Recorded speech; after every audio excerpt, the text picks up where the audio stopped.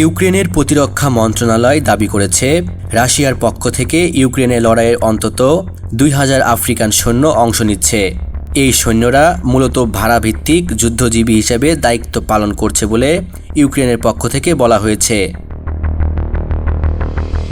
ইউক্রেনি কর্মকর্তারা জানিয়েছেন, আফ্রিকান সৈন্যদের একটি বড় অংশ সিরিয়া ও আফ্রিকার বিভিন্ন সংঘর্ষ এলাকা থেকে গৃহীত হয়েছে। তাদের নিয়োগ করা হয়েছে মূলত সামরিক এবং প্রান্তিক অঞ্চলে কৌশলগত দায়িত্বে।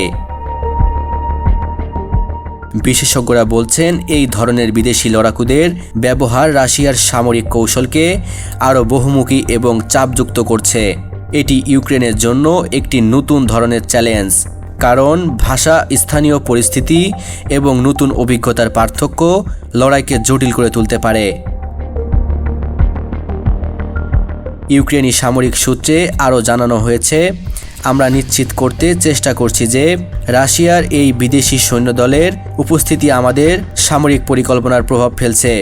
এছাড়া ইউক্রেন আন্তর্জাতিক সম্প্রদায়ের নজর আকর্ষণ করতে চাচ্ছে, যাতে বিদেশি লড়াকুদের নিয়োগকে আন্তর্জাতিক আইন লঙ্ঘন হিসেবে বিবেচনা করা হয়। রাশিয়ার পক্ষ এখনও এই দাবি নিয়ে মন্তব্য করেনি, তবে পূর্বের রেকর্ড অনুযায়ী মস্কো প্রায়শই এ ধরনের তথ্য গোপন রাখে এবং নিজেদের সামরিক কার্যক্রমকে অভ্যন্তরীণ নিরাপত্তা ও রণনীতি হিসেবে উল্লেখ করে। আন্তর্জাতিক পর্যবেক্ষকরা বলছেন, আফ্রিকান ভাড়া যোদ্ধাদের ব্যবহার যুদ্ধকে আরও জটিল ও দীর্ঘস্থায়ী করতে পারে।